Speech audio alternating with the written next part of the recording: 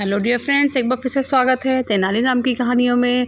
और आज की जो कहानी है, कहानी का नाम है नली का कमाल। तो कहानी शुरू करते हैं।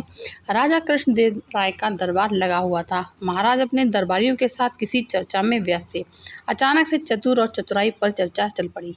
महाराज कृष्णदेव के दरबार में दरबारियों से लेकर राजगुरु तक तेनालीराम से चिढ़ते थे। तेनालीराम को नीचा दिखाने के उद्देश्य से एक मंत्री ने खड़े होकर कहा, महाराज, आपके इस दरबार में बुद्धिमान और चतुर लोगों की कमी नहीं है। यदि अवसर दिया जाए तो हम भी अपनी बुद्धिमानी सिद्ध कर सकते हैं। किंतु क्या मंत्री जी? महाराज कृष्णदेव राय ने आश्चर्य से पूछा। सेनापति अपने स्थान से उठकर बोला, मैं बताता हूँ महाराज। मंत्री जी क्या कहना चाहते हैं?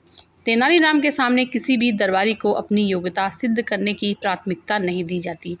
हर मामले में तेनालीराम आगे अड़कर चतुराई का श्रेय स्वयं ले जाते हैं। जब तक अन्य लोगों को अवसर नहीं मिलेगा, वे अपनी योग्यता कैसे सिद्ध करेंगे? सेनापति की बात सुनकर महाराज समझ गए कि सभी दरबारी तेनालीराम के विरोध में हैं। महाराज कुछ क्षण के लिए शांत होकर सोचने लगे कि तभी उनकी दृष्टि कोने में लगी ठाकुर जी की प्रतिमा पर गई।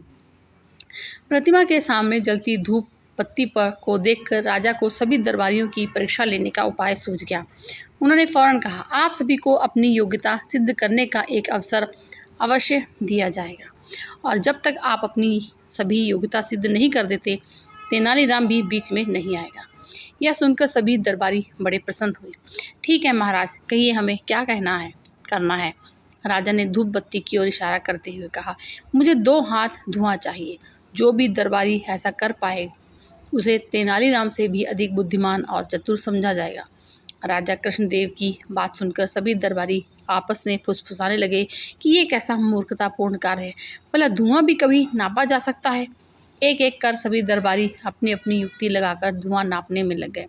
कोई दोनों हाथों में धुआं नापने की कोशिश करता, किंतु धुआं हाथों से निकल लहराता हुआ ऊपर की तरफ निकल जाता। सभी ने भरपूर कोशिश की, लेकिन कोई भी 2 हाथ धुआं महाराज को न दे सका। जब सभी दरबारी थक कर बैठ गए तो एक दरबारी बोला, महाराज, धुआं नापना हमारी दृष्टि में असंभव कार्य है। हाँ, यदि तेनालीराम ऐसा कर पाए तो हम उसे अपने से भी चतुर मान लेंगे, किंतु वह ऐसा नहीं कर पाए तो आप उसे हमारे समान ही समझेंगे। राजा मंद मंद मुस्कुराते हुए बोले, क्यों तेनाली, क्या तुम्हें यह चुनौती स्वीकार है? तेनालीराम ने अपने स्थान से उठकर सिर झुकाते हुए कहा, अन्नदाता, मैंने सदैव आपके आदेश का पालन किया है, इस बार भी अवश्य करूँगा। तेनालीराम ने एक सेवक को बुलाकर उसके कान में कुछ शब्द कहे। सेवक तुरंत दरबार से चला गया। अब तो दरबार में सन्नाटा छा गया। सभी यह देखने के लिए उत्सुक थे कि तेनालीराम कैसे राजा को 2 हाथ धुआं देता है। तभी सेवक शीशे की बनी 2 हाथ लंबी नली लेकर दरबार में हाजिर हुए। तेनालीराम ने उस नली का मुंह धूप बत्ती से निकलते हुए धुएं पर लगा दिया।